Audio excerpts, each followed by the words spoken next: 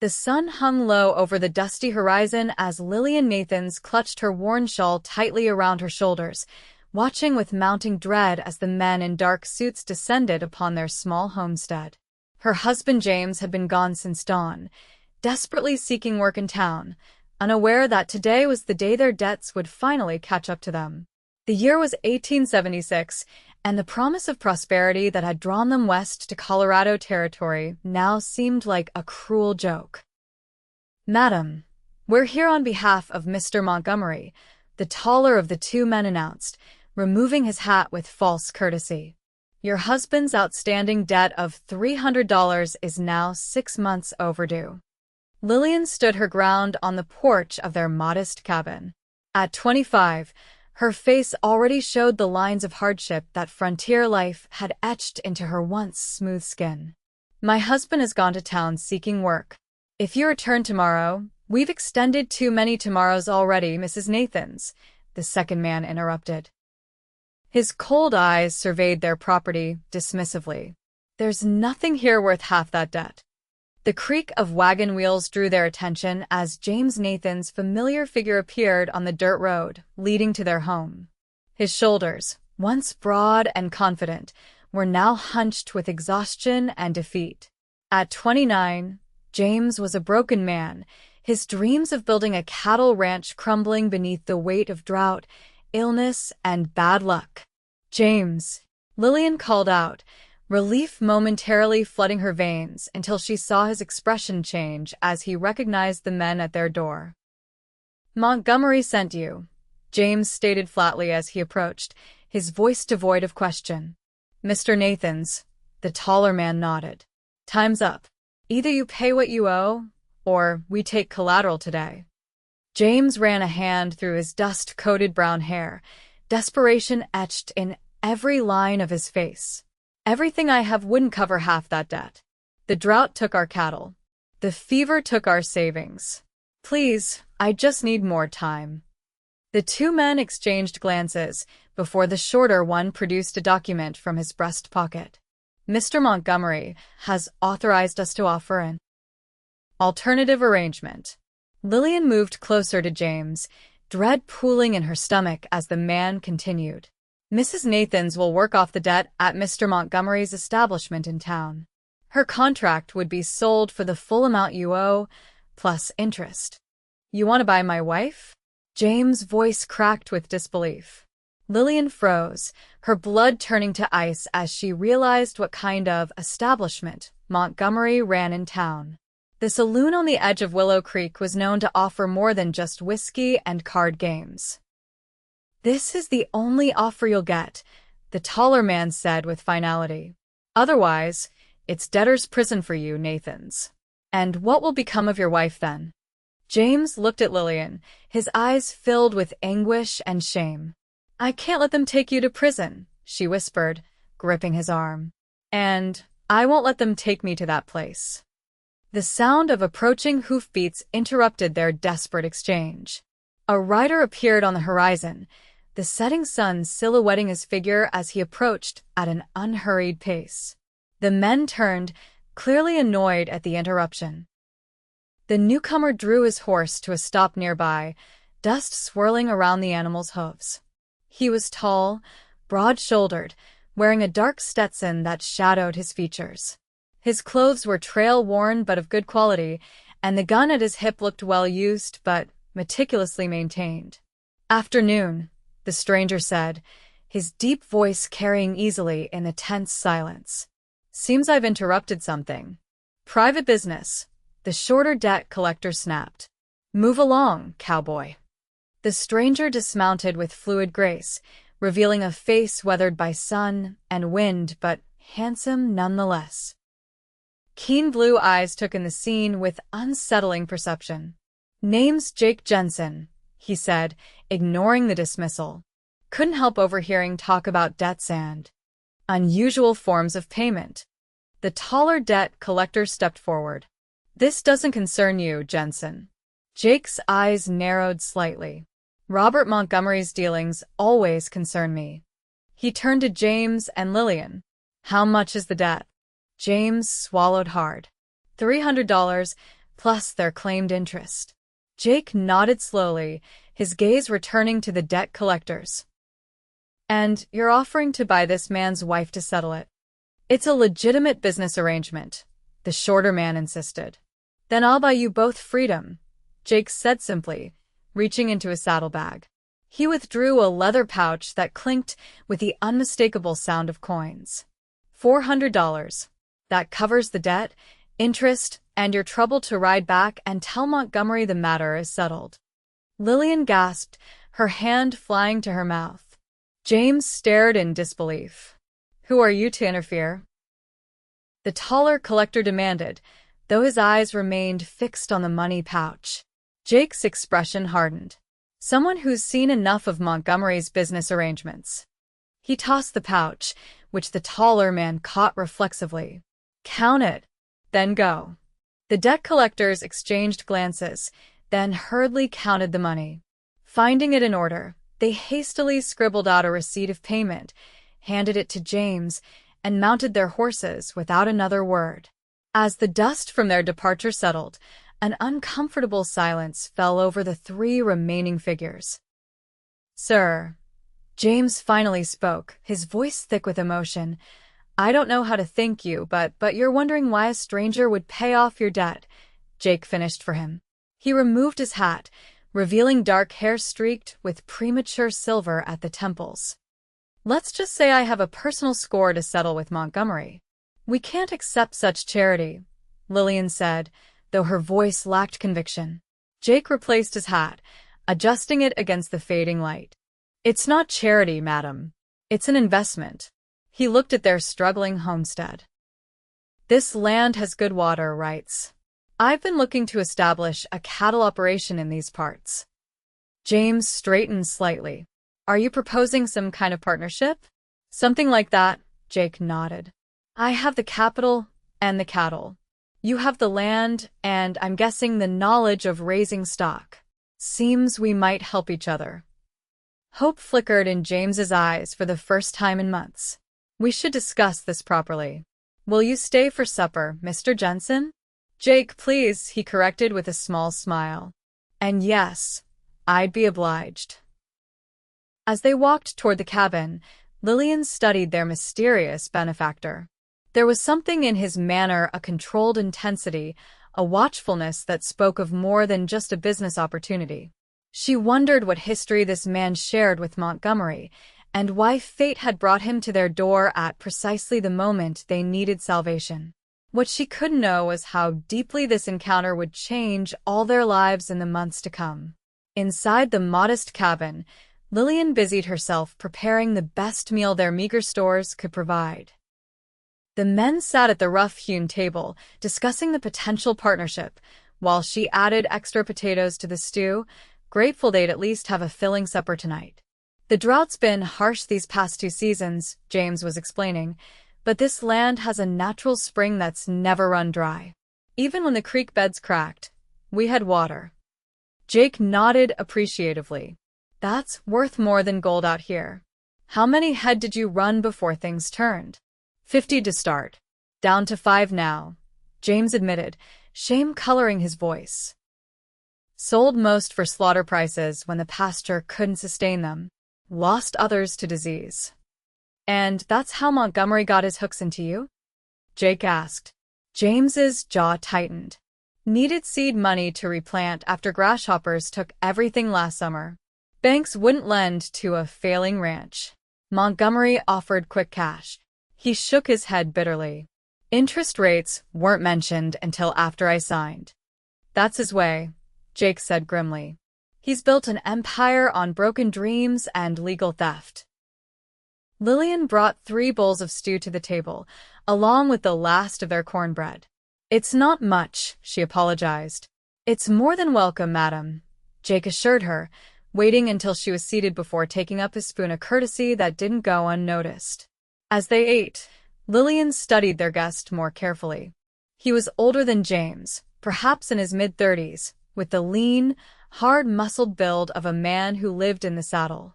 His hands were calloused but clean, and despite his trail-worn appearance, there was an air of quiet authority about him.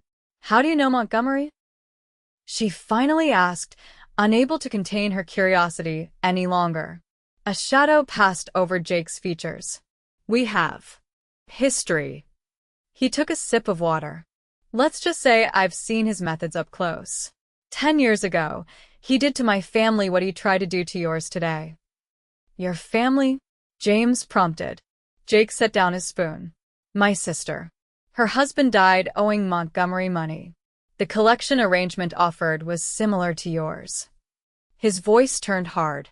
By the time I tracked her down 6 months later, she was beyond saving. Consumption, they said, but it was a broken spirit that killed her.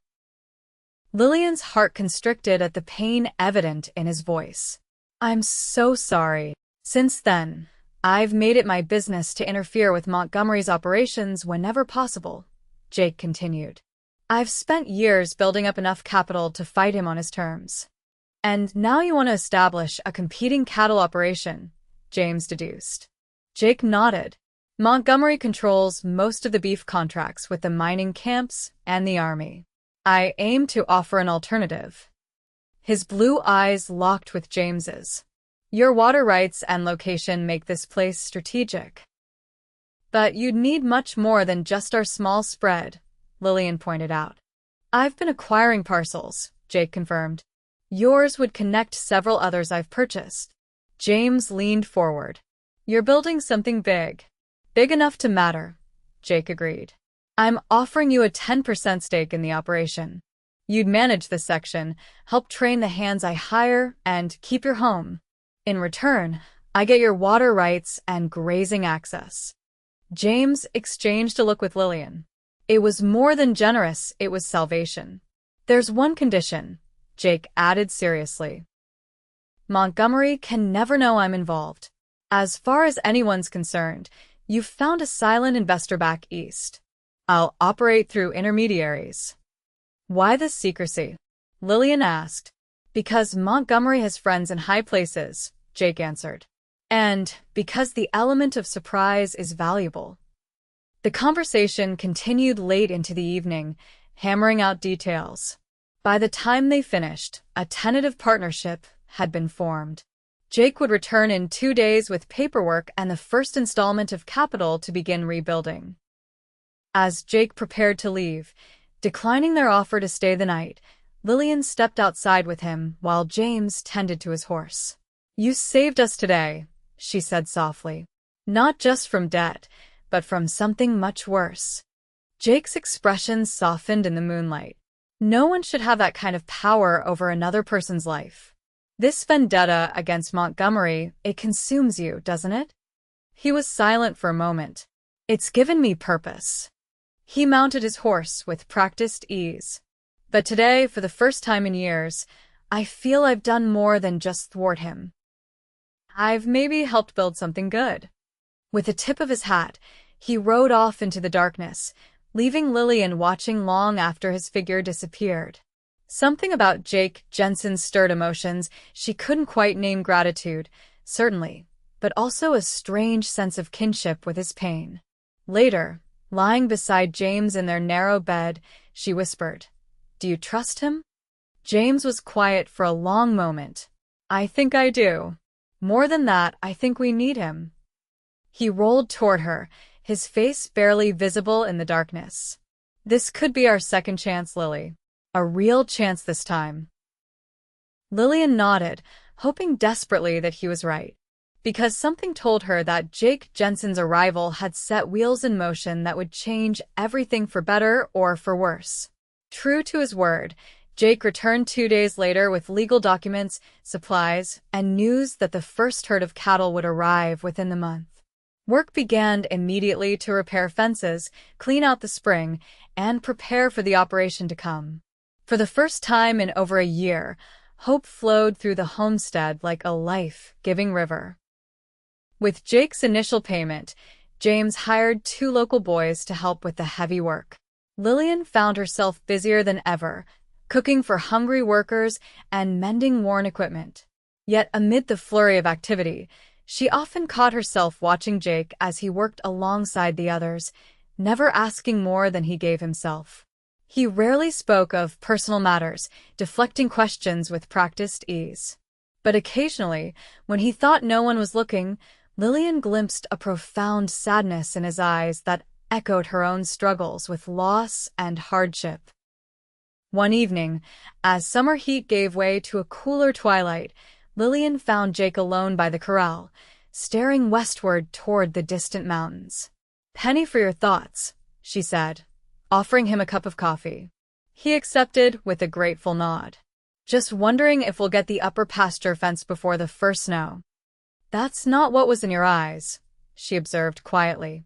Jake gave her a startled look, then chuckled softly. "You see too much, Mrs. Nathans." "Lillian, please," she corrected. "And sometimes seeing is surviving out here." He sipped his coffee, considering her words. "My sister used to say something similar. You must miss her terribly. Every day." His voice was low. "Emma was all the family I had left after our parents died. She was gentle, but strong in her own way." He stared into his cup. "When I found out what happened, how Montgomery had used her to settle her husband's debts, I wanted to kill him." "Why didn't you?" The question slipped out before she could stop it. "I tried," he admitted, surprising her with his candor. "Rode into town with murder in my heart. But Montgomery was too well protected, surrounded by hired guns. I took 3 bullets for my trouble." He absently touched his side. "By the time I recovered, Emma was gone, and I realized a bullet was too quick for what he deserved." Lillian's hand moved instinctively to cover his. "So, you decided to destroy everything he's built instead." "Justice comes in many forms," Jake said, his fingers briefly tightening around hers before he gently pulled away. "I should check on that new stallion before turning in." As he walked away, Lillian became aware of James watching from the doorway of the barn, an unreadable expression on his face. That night, James was unusually quiet as they prepared for bed. "You and Jensen seemed deep in conversation earlier," he finally said, his tone carefully neutral. Lillian met his eyes. "He was telling me about his sister. What Montgomery did to her." James nodded slowly. "He's a good man, I think, but a dangerous one to have close." "Because of his vendetta?" "Because men with missions don't always see the collateral damage they cause," James said. "I'm grateful God knows I'm grateful, but I worry about being caught between Jensen and Montgomery when things inevitably come to a head." Lillian considered this. "Do you want to back out of the partnership?" James sighed heavily. "We can't. Not financially, not practically. We're committed now." He took her hand. "Just be careful around him, Lily. For all our sakes." Lillian squeezed his hand reassuringly, but found herself troubled by the conversation. James's concerns weren't unfounded, yet something in her trusted Jake implicitly, despite knowing so little about him. As summer faded into fall, the ranch transformed. 60 head of prime cattle now grazed their rejuvenated pastures, with promises of more in the spring. The cabin had been expanded with a proper kitchen, and a small bunkhouse had been built for the growing number of hands they employed. Jake remained a constant presence, though he never stayed the night, always riding back to wherever he made his camp. He brought news from town, including troubling rumors that Montgomery was expanding his interests into the cattle business, undercutting prices to drive smaller ranchers into debt.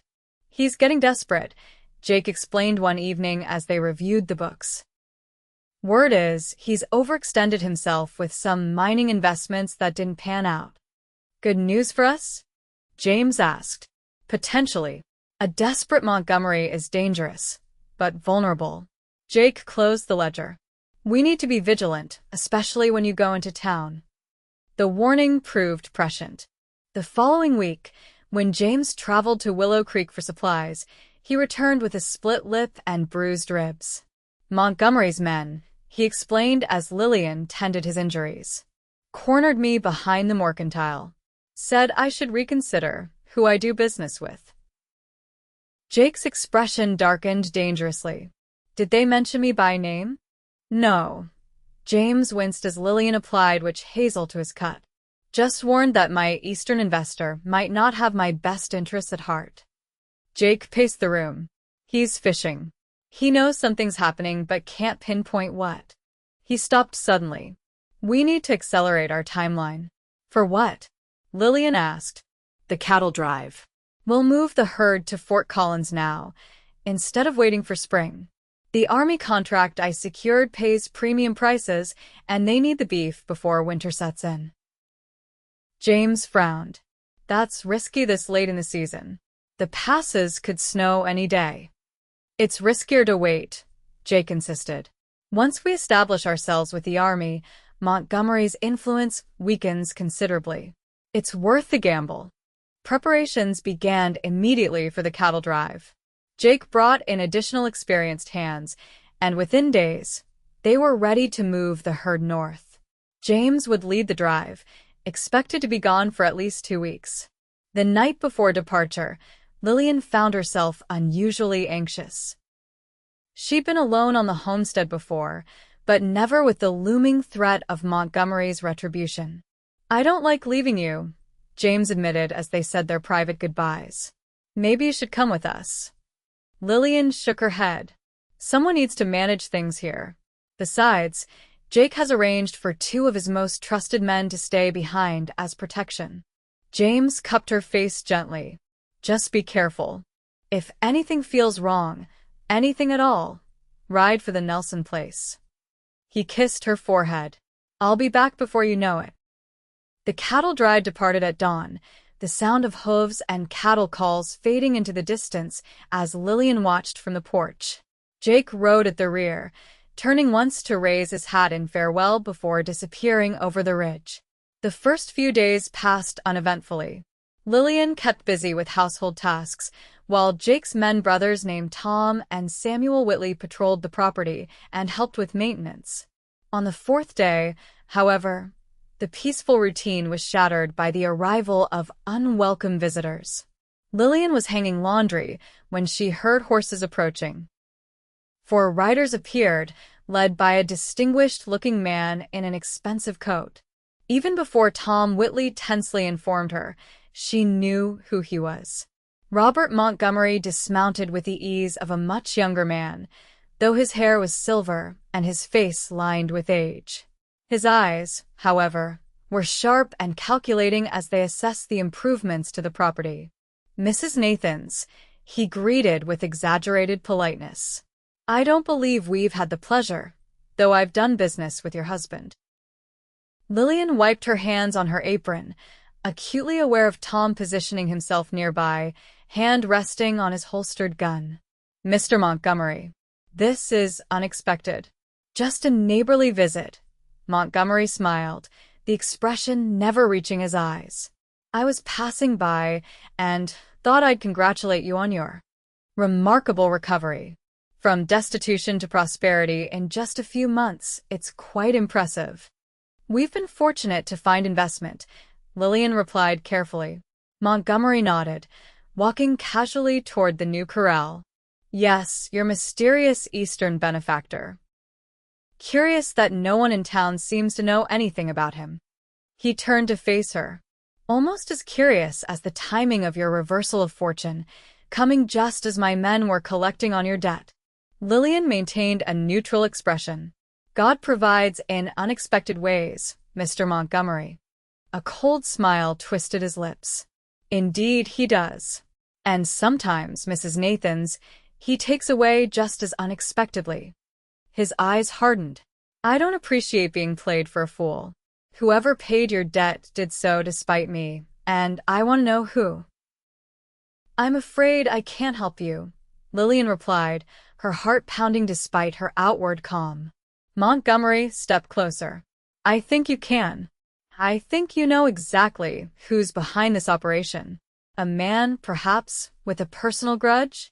Someone who might have reason to target me specifically?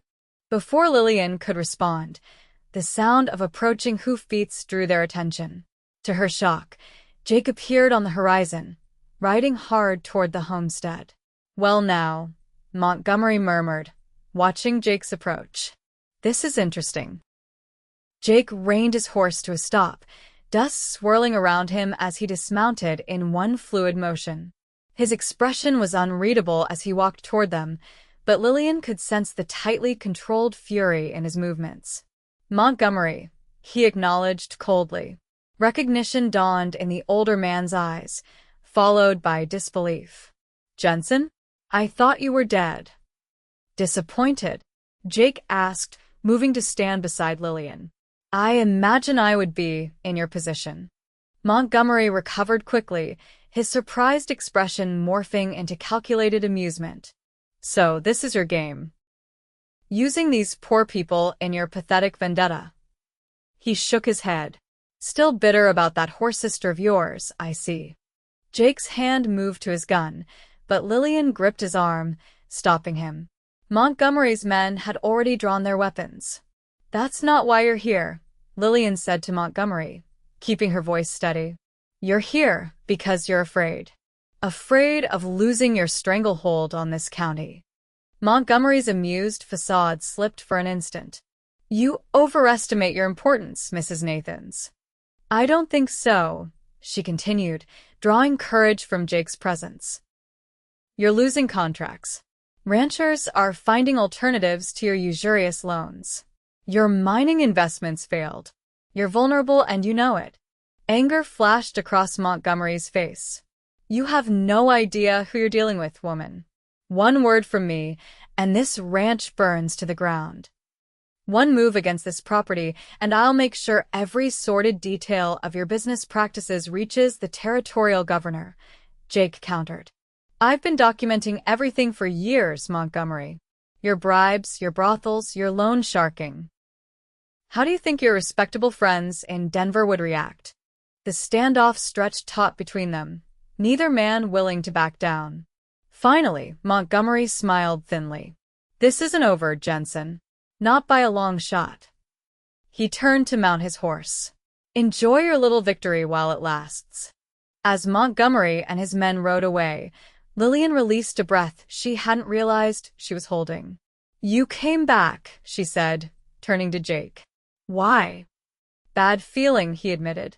Sent James on with the herd and doubled back. His expression was grim. Montgomery knows I'm involved now. That changes everything. He threatened to burn us out, Lillian said, still processing the confrontation. Jake nodded. He would, too. But he won't move immediately, not while he's assessing his options. He looked toward the retreating figures. We need to prepare. This is going to get worse before it gets better. That night, after reinforcing security around the property, Jake finally accepted the offer to stay in the house rather than camping outside. Lillian prepared a late supper while he cleaned his rifle at the table. Thank you, she said quietly, for coming back today. Jake looked up, his blue eyes meeting hers. I shouldn't have left in the first place. Splitting our forces was a mistake. You couldn't have known Montgomery would come here. I should have anticipated it, Jake insisted. I've spent a decade tracking his movements, learning his patterns. He always targets the vulnerable. Lillian set a plate before him. I'm not as vulnerable as he thinks. A ghost of a smile touched Jake's lips. No, you certainly aren't. He set aside his rifle. Your husband is fortunate to have such a strong partner. Something in his tone made Lillian pause. James is a good man. He's just had terrible luck. I don't doubt it, Jake said sincerely. I've seen how hard he works, how much he cares for this place. For you. Lillian busied herself with wiping down the counter, suddenly uncomfortable with the direction of the conversation. When do you expect the cattle drive to reach Fort Collins? Jake allowed the subject change. 3 more days if the weather holds. The mountain pass is the main concern now.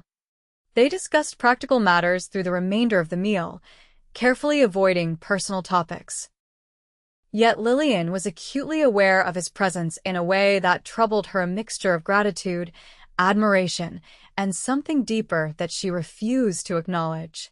Later, as she prepared a bedroll for him near the fireplace, Jake caught her hand unexpectedly. I won't let Montgomery hurt you or destroy what we've built here, he said, his voice low and intense. I promise you that, Lillian. The warmth of his hand and the earnestness in his eyes sent an unwelcome flutter through her chest. She gently withdrew her fingers from his. We should both get some rest, she murmured. Tomorrow will come early.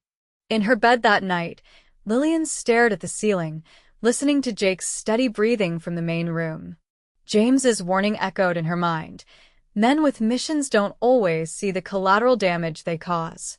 She wondered if she and James were merely pawns in Jake's vendetta or if his protection stemmed from something more personal. Either way, she was treading dangerous ground. The ranch, their future, and now their very lives were entangled with Jake Jensen's quest for justice. And Lillian was beginning to fear that her heart might become collateral damage in a war she never chose to fight. The next several days passed in tense vigilance. Jake sent one of the Whitley brothers to catch up with the cattle drive, carrying a message for James explaining the situation. They reinforced fences, stocked supplies, and prepared for potential trouble, all while continuing the necessary ranch work.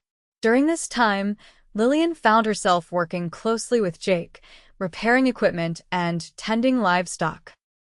Despite her initial resolve to maintain distance, she discovered herself drawn to his quiet competence and unexpected moments of gentle humor. He spoke little of his past, but occasionally shared stories of his travels that revealed a thoughtful, observant nature beneath his hardened exterior. You've seen so much of the world, she remarked one afternoon as they mended harnesses. What made you decide to stay in Colorado? Jake considered the question. I followed Montgomery here initially, but I stayed because of the land. His expression softened. There's something about these mountains, the way the light changes them hour by hour, makes a man feel both insignificant and important all at once. Lillian nodded, understanding exactly what he meant. That's why we came west. James had this dream of building something lasting, something that would grow with the territory. And you? What was your dream? Jake asked. The question caught her off guard. No one had asked about her dreams in so long. I wanted space to breathe, she finally said. My father was a shopkeeper in Philadelphia. Our rooms were always cramped, always dark. I wanted sky and horizon. Jake studied her face. And has it been worth it? All the hardship? Yes, she answered without hesitation. Even in the worst times, I never regretted coming west. She looked up, meeting his gaze directly. What about you? Has your pursuit of Montgomery been worth the cost? Jake was silent for a long moment. I used to think so, he finally said. Now, I'm not so certain. Before Lillian could inquire further, Samuel Whitley rode in from patrol, his expression urgent. Riders coming. 6, maybe 7. Jake was on his feet instantly. Montgomery's men? Don't think so, Samuel replied.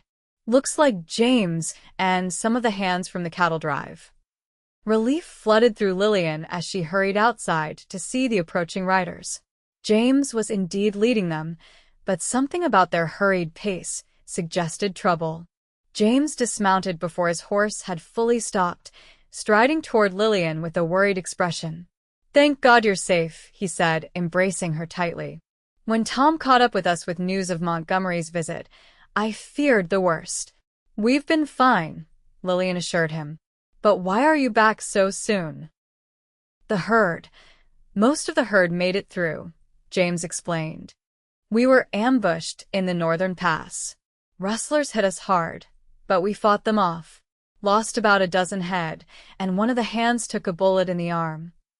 Jake approached, concern evident in his features. Rustlers or Montgomery's men? James's expression darkened. Hired guns, without question. They knew exactly when to hit us and where. The army contract? Secure, James confirmed. The rest of the men are delivering the cattle now. I brought these men back as reinforcement.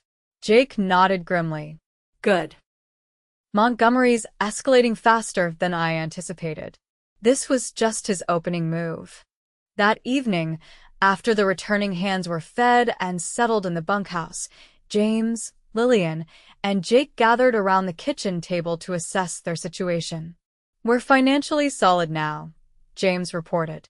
"The Army payment alone covers our expenses for 6 months. If we can hold out until spring, we can expand the herd and secure more contracts." "Montgomery won't wait for spring," Jake warned.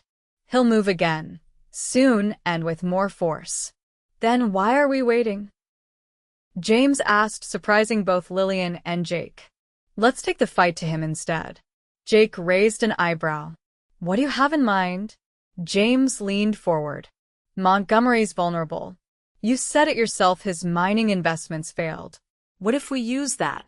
Offer to buy his debts from the banks at a discount, then call them due."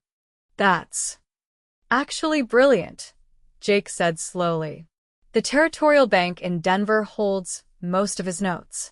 I have contacts there who might help." "It's risky," Lillian cautioned. "If Montgomery discovers what we're doing before we secure the loans, it's worth the risk," James insisted, an unfamiliar hardness in his voice. "I'm tired of living under threat, of watching you worry every time there's a sound outside." Jake studied James with newfound respect. "I'll ride to Denver tomorrow. This might take some time and considerable capital, but it could work."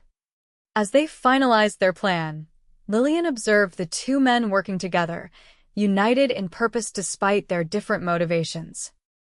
James sought security and revenge for the humiliation he'd suffered. Jake pursued the justice that had eluded him for a decade. She wondered if either man fully considered the potential consequences of their scheme. Later that night, alone with James for the first time in weeks, Lillian voiced her concerns.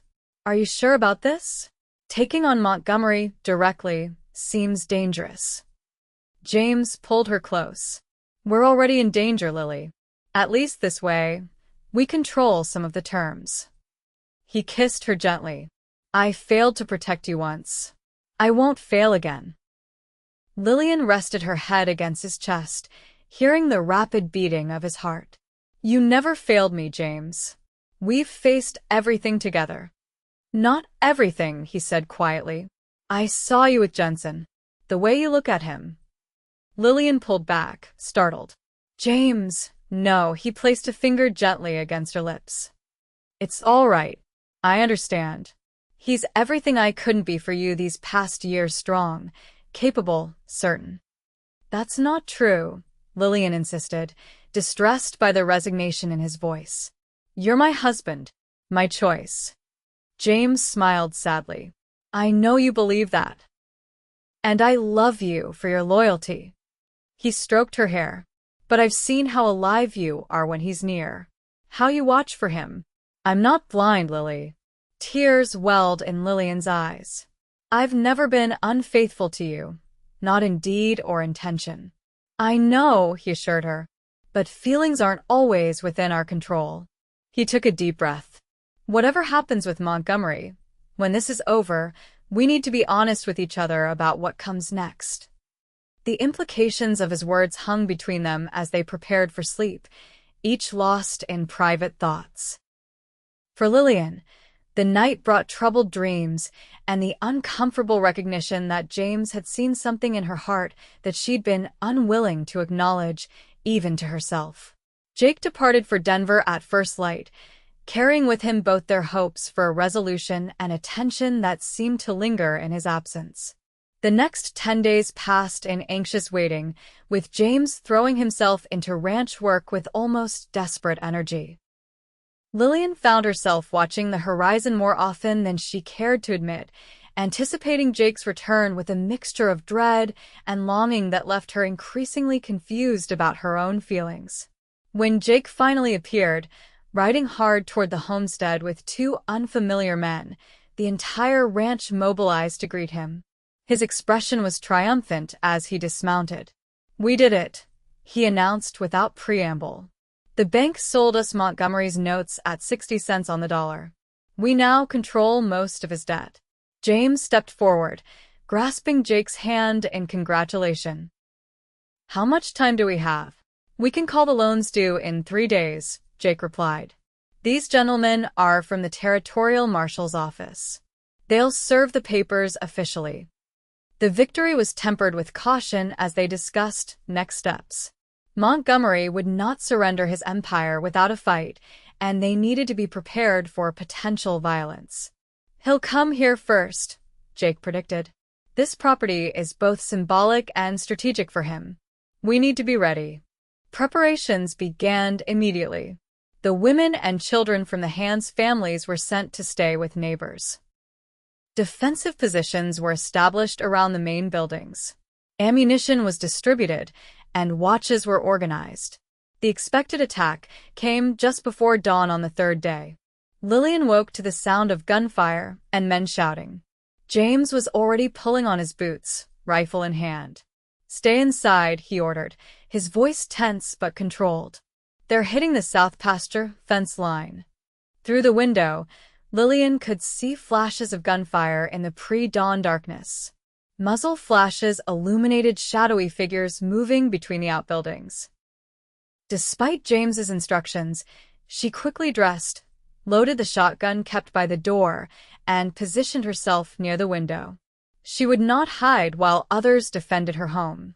The gunfight intensified as daylight gradually revealed the extent of the attack. At least 15 men had surrounded the property, though the ranch hands had successfully repelled the initial assault. Jake moved between defensive positions, directing their response with the confidence of a military commander. From her vantage point, Lillian saw James break cover to help a wounded hand reach safety. As he dragged the man toward the barn, a rider appeared from behind the corral, raising his rifle. "James!" she screamed in warning, raising her shotgun instinctively. 2 shots rang out simultaneously, Lillian's, and another from the direction of the bunkhouse. The rider fell, but not before his bullet found its mark. James staggered, clutching his side, then collapsed beside the wounded hand. Lillian was moving before conscious thought, racing across the yard toward her fallen husband. Bullets kicked up dust around her, but she barely registered the danger. Jake appeared suddenly beside her, half dragging, half carrying her behind the water trough as gunfire intensified. "Let me go," she struggled against his grip. "James is hit. And you'll be dead if you run out there," Jake said firmly, holding her in place. "Wait for cover fire." Agonizing minutes passed as they coordinated with the other defenders. When the moment came, Jake and Lillian sprinted to where James lay, dragging him and the wounded hand to safety behind the barn. Blood soaked James's shirt, his face ashen with shock and pain. "How bad?" Jake asked tersely as Lillian tore open James's shirt to reveal the wound. "Bad," she whispered, recognizing the severity immediately. The bullet had entered his lower chest, likely damaging vital organs. "We need to get him inside." While the gunfight continued around them, they managed to carry James into the house. Lillian worked frantically to stem the bleeding, applying pressure bandages and herbs known to slow blood loss, but his condition deteriorated rapidly. "Lily," James gasped, gripping her hand with fading strength. "Listen to me." "Save your strength," she urged, tears streaming down her face. "You'll be fine." He shook his head slightly.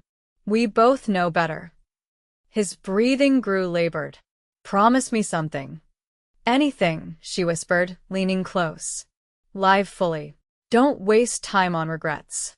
His eyes shifted to Jake, who stood guard by the window. "Jensen." Jake approached, kneeling beside them. "I'm here, James." "Finish this," James managed. "And take care of her. The ranch. Everything. It's yours and Lily's now." Jake's expression was pained. "Don't talk like that. You'll pull through." But James's eyes were growing distant. "Promise me," he insisted. "I promise," Jake said solemnly. James looked back at Lillian, a ghost of a smile touching his lips. "You were right. About coming west. The sky." The horizon. His voice faded as his eyes closed for the final time. James? Lillian's voice broke. James, please. She clutched his still, warm hand, willing him to respond, but the terrible stillness of death had already claimed him. Jake gently touched her shoulder. Lillian, I'm so sorry.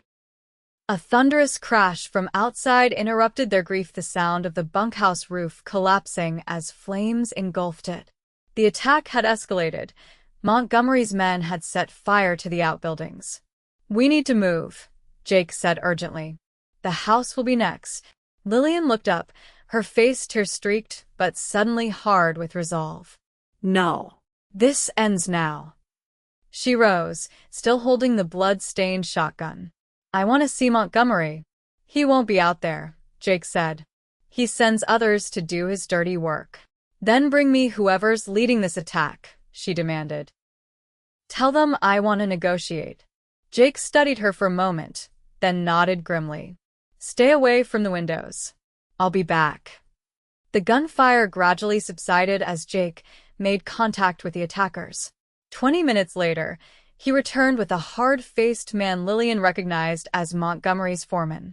Mrs. Nathans, the man acknowledged coldly. Mr. Jensen says you want to talk terms. Lillian stood beside James's covered body, her grief transformed into cold fury. My husband is dead. Your employer is responsible. The foreman's expression remained impassive. Casualties happen in business disputes. This stopped being business the moment Montgomery threatened to sell me to settle a debt, Lillian replied, her voice steady despite her inner turmoil. Tell your employer that we now control his loans. By sunset tomorrow, he will be bankrupt unless he meets our terms. Which are? He leaves the territory. Permanently. He signs over his remaining legitimate businesses as compensation for my husband's death. In return, we'll settle his debts and ensure he has enough to start over elsewhere. The foreman laughed harshly. Montgomery won't agree to that. Then he'll face not only financial ruin but murder charges, Jake interjected. The territorial marshal is already investigating his operation. We have documentation of his loan sharking, his brothels, his attempts at intimidation. Uncertainty flickered across the foreman's face. I'll deliver your message. But this isn't over. Yes, Lillian said with finality. It is. After the foreman departed, the ranch hands extinguished the fires and tended the wounded. 2 men had been killed in addition to James, with several others injured. The property had sustained significant damage, but the main house and most of the livestock remained intact. That night, as Lillian sat beside James's body in silent vigil, Jake approached quietly. You should rest, he suggested gently. Tomorrow will be difficult. How can I rest? She asked, her voice hollow with exhaustion and grief. Everything we built, everything we dreamed of. And now he's gone. Jake knelt beside her chair. James was a good man, braver than I gave him credit for. He knew about my feelings, Lillian admitted, guilt washing over her. He knew how I felt about you, even before I would admit it to myself. Jake's expression registered surprise, then understanding. Lillian, don't, she interrupted. Not now. It's too soon, too wrong. She looked down at her husband's peaceful face. I loved him, Jake. Despite everything, I truly loved him. I know, Jake said softly. And he knew it too.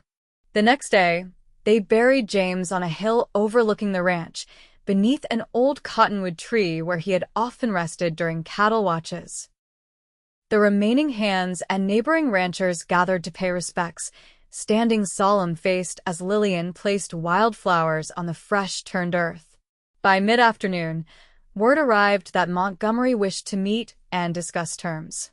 Jake insisted on accompanying Lillian to town for the meeting, despite her initial resistance. I won't let you face him alone, Jake said firmly. James asked me to protect you, and I intend to honor that promise. The meeting took place in the office of the town's only lawyer, with the territorial marshal present as a neutral party. Montgomery looked diminished somehow, his usual arrogance tempered by the reality of his situation. "Mrs. Nathans," he acknowledged stiffly. "My condolences on your loss." "Save your false sympathy," Lillian replied coldly. "We're here to conclude our business." The terms were presented and, after brief negotiation, accepted. Montgomery would leave the territory within the week, surrendering his remaining properties as compensation. In return, his debts would be settled, and he would receive enough money to establish himself elsewhere far from Colorado. "You've won, Jensen," Montgomery said bitterly as the papers were signed. "I hope it brings you the peace you've sought." Jake's expression remained impassive. This was never about winning. It was about justice. "For your horse sister?" Montgomery sneered, unable to resist a final barb.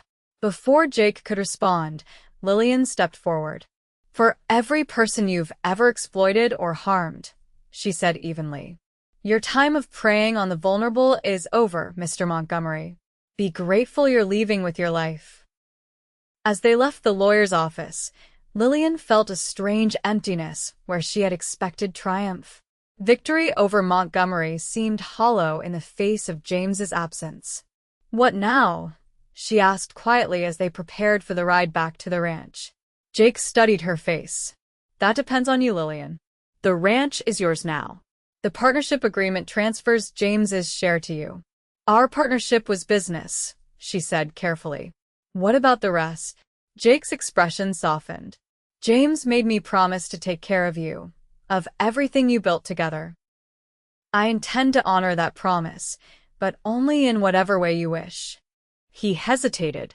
"I care for you, Lillian. More than I should, given the circumstances. But I understand if you need time, or if you'd prefer I step away entirely." Lillian looked toward the distant mountains, considering his words. "I need time," she finally said. "To grieve, to think. James deserves that much." "Of course," Jake agreed. "I'll continue managing operations, but at a distance if you prefer." "No," Lillian decided. "We built this together, you, me, and James. I won't dishonor his memory by dismantling what cost him so much." She met Jake's gaze directly. "Stay, help me run the ranch. The rest. We'll see what time brings." 6 months passed, bringing spring to the valley once more. The ranch flourished under their combined management, expanding its operations and reputation throughout the territory. Montgomery had disappeared east, his empire dismantled and distributed among those he had wronged. Lillian found herself gradually emerging from grief, though James remained in her thoughts daily. She placed fresh flowers on his grave each Sunday, telling him about the week's developments and the changes to the land he had loved. Her relationship with Jake evolved slowly, built on mutual respect and shared purpose. They worked side by side, their partnership deepening through daily challenges and small triumphs. Jake never pressed for more, honoring her need for time and space to heal. On a warm evening in May, as they sat on the porch watching the sunset paint the mountains in gold and purple, Lillian finally gave voice to the feelings that had grown steadily in her heart. "James told me something the night before he died," she said quietly. "He said that when everything was over, we needed to be honest with each other about what came next." Jake turned to look at her, his expression attentive but cautious. "I think I'm ready for that honesty now," Lillian continued. "The ranch is thriving. The future seems secure in ways I never imagined possible a year ago." She met his gaze directly. "And much of that is because of you, Jake." "We built it together," he reminded her gently. "Yes, we did." Lillian smiled softly. "And I'd like to continue building if you're willing." Understanding dawned in Jake's eyes. "Are you sure, Lillian? I never wanted to rush you." "I'm sure," she confirmed. "James knew my heart before I did. He wanted me to live fully, without regret." She reached across the space between them, taking his hand. "I care for you, Jake. I have for a long time." Jake's fingers tightened around hers. "I love you, Lillian. I think I have since that first day, when you stood your ground against Montgomery's men. The admission, spoken at last, hung in the air between them, not a revelation but a confirmation of what they both had known for months. It won't be easy, Lillian acknowledged. People will talk. Let them, Jake said simply. We've faced worse than gossip. As the last light faded from the sky, Jake gently drew her closer, his kiss a promise of the future they would build together, one founded on the freedom he had purchased that fateful day and strengthened by the trials they had endured since. 2 years later, Lillian stood on that same porch, watching Jake teaching their infant daughter to ride on his shoulders.